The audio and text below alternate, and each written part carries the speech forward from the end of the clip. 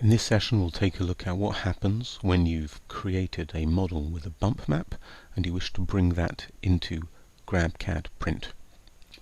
So here is such a model, and this has had a bump map applied. The first thing to make sure is under Preferences. Currently this is PolyJet GrabCAD Labs. We want to make sure that we have this checkbox to enable to print models with displacement or height maps.